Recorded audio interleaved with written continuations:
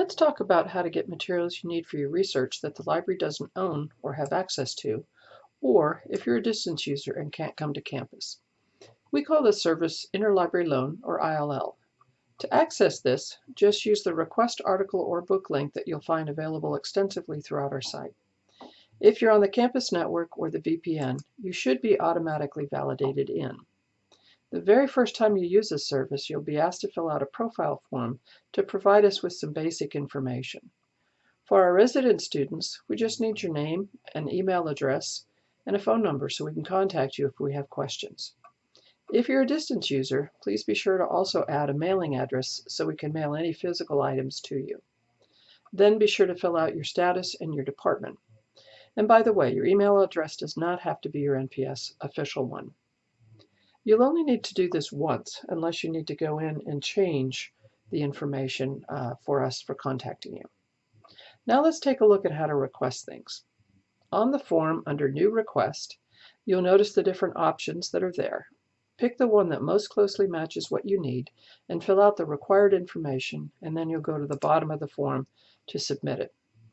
You'll notice that the things you need to pay attention to are the ones with an asterisk, since those are required. But if you happen to have any of the additional information available, feel free to add it. But if you don't have it, don't worry about looking for it. Once you submit that, it comes to us and we do our very best to be able to get the materials for you. So you can see the status and the history of your requests under the View section. Once you've requested something, if it's going to be made available to you electronically, you'll get an email that says to log back into the system and go to the electronically received articles, and it'll be sitting there waiting for you to download. And as you'll notice at the top here, it says they sit there for about 30 days from the date of posting, so you have plenty of time to be able to go in and retrieve them. The files stay there and they're yours to keep, but you must follow copyright law regarding reuse or redistribution. For physical items, we'll email you to let you know they can be picked up at the information desk in the library, or if you're a distance user, we will mail them to you. But we may contact you the very first time to ensure the mailing information you give us is correct. Please be sure to pay attention to the due date that's on the slip attached to the item, as you are responsible for returning them on time. And you're welcome to contact us to see if the due date can be extended, although we don't always control that.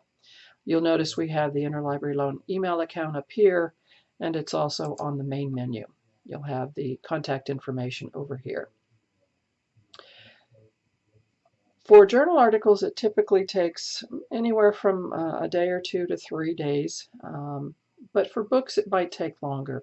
Usually those are roughly 2 to 4 weeks because they have to be mailed to us in order for us to make them available to you. If you do need to change your personal information, then you'll go to the Tools section and you'll click on Change User Information.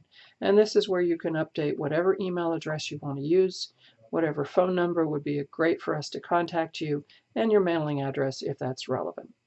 If you're a DL student, you'll notice a lot of times your name, after your last name, it'll say -DL. Please do leave that there because that's one of the clues for our staff that we do need to put things in the mail rather than suggesting you come by the library to pick them up. So we hope that you'll take advantage of this service. There's a lot of great things that we can get for you, and there is no cost to you. So please use this to help us help you do the best research possible. Happy researching.